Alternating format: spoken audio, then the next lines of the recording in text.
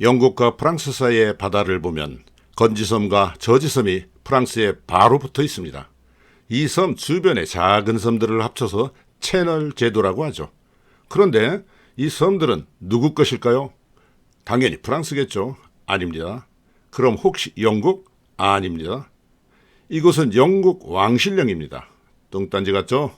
이 섬 때문에 프랑스가 속 터지고 있습니다. 영국 왕실은 어떻게 프랑스 앞바다에 알박기를 했을까요? 이 조그만 섬은 어떻게 세계사를 바꾼 독특한 땅이 되었을까요? 지금부터 이 섬에 관한 기막힌 사연을 알아보겠습니다. 800년대 초 갑자기 바이킹이 나타나 유럽을 약탈하기 시작했습니다. 유럽은 아수라장이 되었죠. 프랑스 사람들은 바이킹을 피해 내륙으로 피난 갔습니다. 845년 간땡이가 커진 바이킹은 바다에서 센강을 타고 올라가 파리까지 약탈했습니다. 프랑스 왕 샤를 2세는 바이킹에게 파리를 떠나가는 조건으로 7,000파운드어치 금과 은을 주었습니다. 대박이 터졌습니다. 바이킹 사이의 파리는 최고의 약탈지로 소문이 났습니다. 바이킹들은 프랑스 바닷가 섬과 센강 입구에 있는 루앙에 눌러앉아 오르락 내리락 하면서 수시로 파리 일대를 털었습니다. 911년 개고생을 하던 프랑스 왕 샤를 3세는 기발한 생각을 했습니다. 바이킹 두목 중에서 롤로를 루앙의 백작으로 임명했습니다. 조건은 프랑스 왕에게 충성하고 기독교로 개종할 것이며 바이킹을 막아라 입니다. 롤로에겐 상상도 못한 호박이 넝굴째 굴러왔습니다. 땡큐 베리 마치 성은이 만국하옵니다. 프랑스 폐하. 롤로가 벼락 출세했다는 소문이 삽시간에 퍼졌습니다. 춥고 척박한 땅에 살던 바이킹들은 따뜻하고 살기 좋은 루앙으로 몰려왔습니다. 롤로는 이들을 데리고 주변 땅을 넓혔습니다. 영지가 커지자 롤로는 백작에서 공작으로 명함이 바뀌었습니다. 프랑스 왕이 승진시켜줬는지 본인이 스스로 계급장을 바꿨는지 저는 모르겠습니다. 어쨌든 노르만디 공국이 생겼습니다.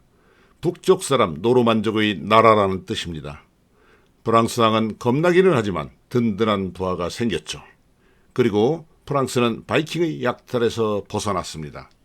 세월이 흘러 1066년 롤로 공작의 증손자 윌리엄이 바다 건너 잉글랜드를 정복했습니다.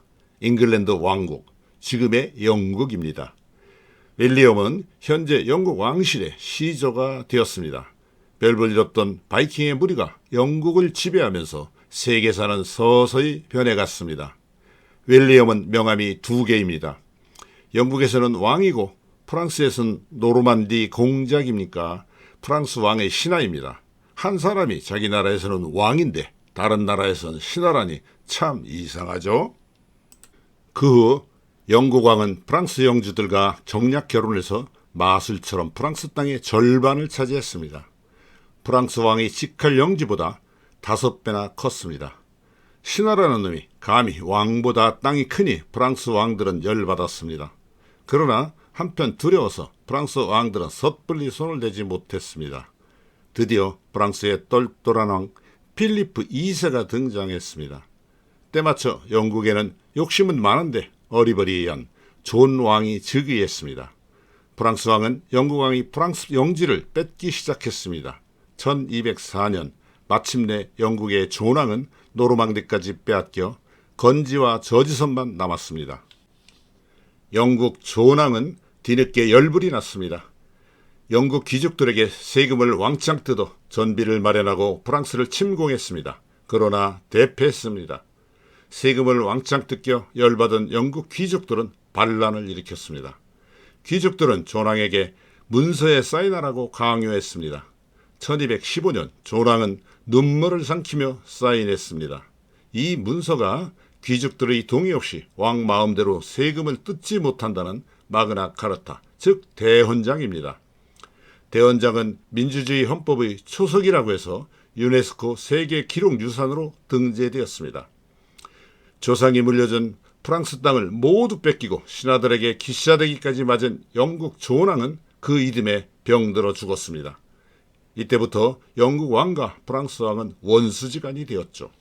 영국 왕들은 호시탐탐 프랑스를 노렸습니다. 그러면서도 영국 왕실과 프랑스 왕실은 결혼하였습니다. 이상한 사람들이죠. 프랑스 왕이 직계아들 없이 죽었습니다. 그러자 영국 왕은 자신이 프랑스 왕의 계승자라고 주장하며 프랑스를 침략했습니다. 그 유명한 백년 전쟁이 터졌습니다. 1337년부터 1453년까지 싸웠으니 정확하게는 116년 전쟁입니다. 전쟁이 나자마자 프랑스는 건지와 저지섬을 공격했습니다. 그러나 민병대와 영국 해군에게 쫓겨났습니다. 전쟁 초반에 흑사병이 돌아 유럽 인구의 30에서 40%가 줄었습니다. 그럼에도 영국 왕들은 대를 이어 프랑스를 침략했습니다. 영국 왕은 잃어버린 땅을 다시 찾았고 프랑스 왕은 쫓겨다녔습니다. 그런데 위기에 처한 프랑스에 잔다르크가 나타났습니다. 기적이 일어났습니다. 전세가 역전되어 영국은 전쟁에 패하고 프랑스에서 쫓겨났습니다. 이때 건지와 저지섬은 어떻게 되었을까요? 이 섬 주민들은 민병대를 만들어 지켰습니다. 전쟁에 진절머리 난 프랑스 왕은 징그러운 영국놈, 코딱지만한 섬 먹고 떨어져라 하고 전쟁을 끝냈습니다. 그 후 대항해 시대에 건지와 저지섬은 해적들의 아지트가 되었습니다. 영국 왕들은 바이킹의 후손답게 해적들을 사락선으로 기가 막히게 활용하며 전 세계로 마술을 뻗치기 시작했습니다. 사락선은 국가의 면허를 받은 해적선을 말합니다. 1642년 영국에서 청교도 혁명이 일어났습니다. 영국 왕 찰스 1세는 의회 혁명군 크로멜에 쫓겨 스코틀랜드로 도망갔습니다. 그러나 스코틀랜드에서 포로가 되었습니다.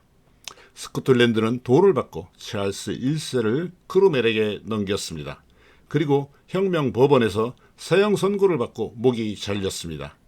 왕이 의회에서 사형당한 이 사건은 민주주의 발전의 한 획을 기록했습니다. 한편 영국 왕자 찰스 2세는 프랑스 공주 출신인 어머니하고 저지섬을 거쳐 프랑스로 망명했습니다. 찰스 2세가 오자 저지섬 사람들은 충성을 맹세했습니다. 왕으로 추대하고 즉위식까지 해줬습니다. 찰스 2세는 아직도 자신을 인정하는 백성이 있다는 것에 용기를 얻었죠. 영국은 공화국이 되고 의회를 장악한 크로멜은 독재 정치를 했습니다. 그래서 국민들은 크로멜에게 질려버렸습니다. 크로멜이 죽자 국민들은 왕정시대가 더 좋다고 생각했습니다. 찰스 2세를 영국 왕으로 모셨습니다. 영국은 공화정에서 다시 왕정으로 돌아갔습니다. 찰스 2세는 자신이 위기에 처했을 때 지켜줬던 저지섬 사람들을 잊지 못했습니다. 그래서 북아메리카 식민지 중 한 곳을 뉴저지라고 했습니다. 이것이 현재 미국 뉴저지주의 기원입니다.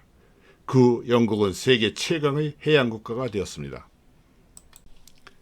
다음 이야기는 2편에서 이어집니다.